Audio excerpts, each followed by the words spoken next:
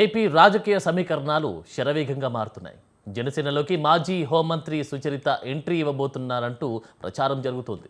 త్వరలోనే వైసీపీకి good bye చెప్పనుందని పుకార్లు షికార్లు చేస్తున్నాయి. మాజీ మంత్రి బాలినేని శ్రీనివాసరెడ్డి, పొన్నూరు మాజీ ఎమ్మెల్యే కిలారి రోషయ్య అదే దారిలో వెళ్తున్నట్టు తెలుస్తోంది. జనసేన నుంచి నేతలు స్వాగతం పలుకుతూ ఉన్నారు. డిఎస్సి అక్రమాలపై వైసీపీ చేస్తున్న ఉద్యమంలో ఎక్కడా సుచరిత కనిపించకపోవడంతో జరుగుతున్నటువంటి ప్రచారం నిజమేనా అనే అనుమానం కలుగుతుంది. రాజకీయ భవిష్యత్తు దృష్ట్యా జనసేనలోకి జై కొట్టేందుకు ముహూర్తం కోసం ఎదురు చూస్తున్నట్టే కనిపిస్తోంది.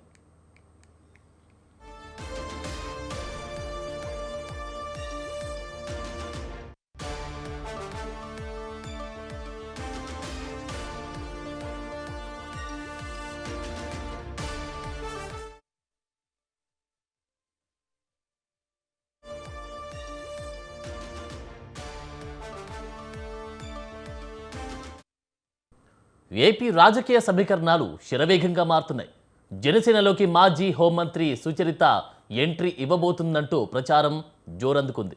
త్వరలోనే వైసీపీకి గుడ్ బై చెప్పనుందని పుకార్లు షికార్లు చేస్తున్నాయి.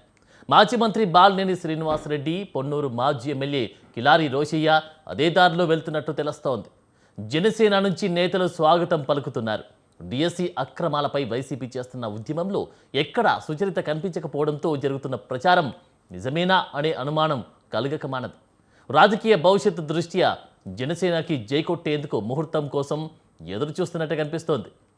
రైట్కి ఇదే అంశానికి సంబంధించి తాజా అప్డేట్స్ మా ప్రతినిధి శ్రీనివాస్ అందిస్తారు. శ్రీనివాస్.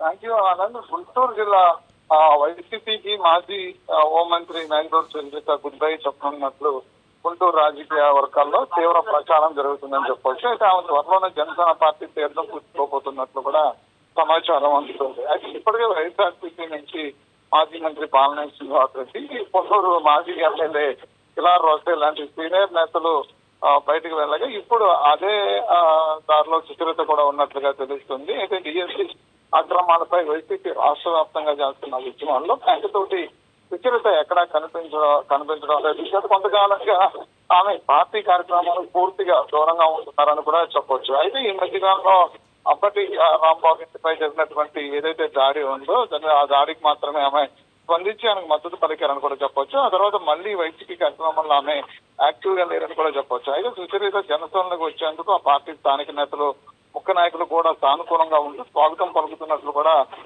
తెలుస్తుంది. అయితే వైఎస్ జగన్ హయాంలో హోంమంత్రిగా కీలక బాధ్యతలు నిర్వహించిన సుచరిత తన రాజకీయ భవిష్యత్తు కోసం జనసేన చేరేందుకు సరైన ముహూర్తం కోసం ఎదురు చూస్తున్నట్లు కూడా అందుకుందని కూడా చెప్పుకోవచ్చు. అయితే గుంటూరు రాజకీయాల్లో కీలకంగా ఉన్నటువంటి మాజీ హోంమంత్రి వైసీపీని వీడబోతుంది. అందులోనూ మహిళకి ఎక్కువ ప్రాధాన్యతనిచ్చినటువంటి వైఎస్ఆర్సీపీ పార్టీలో సుచరిత చాలా కాలంగా కూడా పార్టీ కార్యక్రమాలు కావచ్చు, పార్టీ జరుగుతున్నటువంటి ఏదో అంతర్గత సమావేశాలు కావచ్చు, మాజీ మంత్రులతోనూ ఎమ్మెల్యేలతో నిర్వహిస్తున్నటువంటి సమావేశాల్లో కావచ్చు, సుచరిత ఎక్కడా కూడా హాజరవుతున్నటువంటి నేపథ్యం లేదు. అయితే గతంలో జరిగినటువంటి అబ్బడి రాంబాబు ఇంటిపై దాడి మాత్రమే స్పందించినటువంటి నేపథ్యంలో కూడా రాష్ట్ర వ్యాప్తంగా జరుగుతున్నటువంటి ప్రజా ఉద్యమాల్లో ఎక్కడా కూడా సుచరిత కనిపించకపోవడంతో కూడా రాజకీయ వర్గాల్లో సుచరిత రాజకీయ భవిష్యత్తు ఎలా ఉండబోతుంది, ఇప్పటికే వైసీపీకి దూరమైందా, లేదు అంటే కనుక జగన్మోహన్ రెడ్డి సుచరితని హోంమంత్రిగా పక్కన పెట్టినప్పటి నుంచి కూడా ఆవిడ పార్టీకి సంబంధించినటువంటి అన్ని అంశాల్లో కూడా ఆవిడ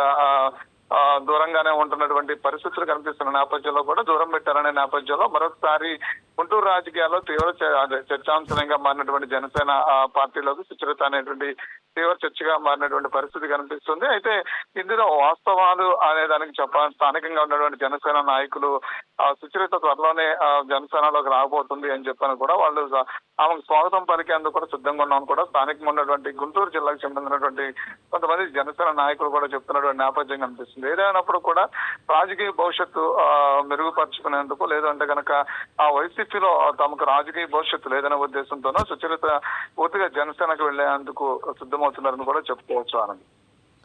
రైట్, థ్యాంక్ యూ శ్రీనివాస్.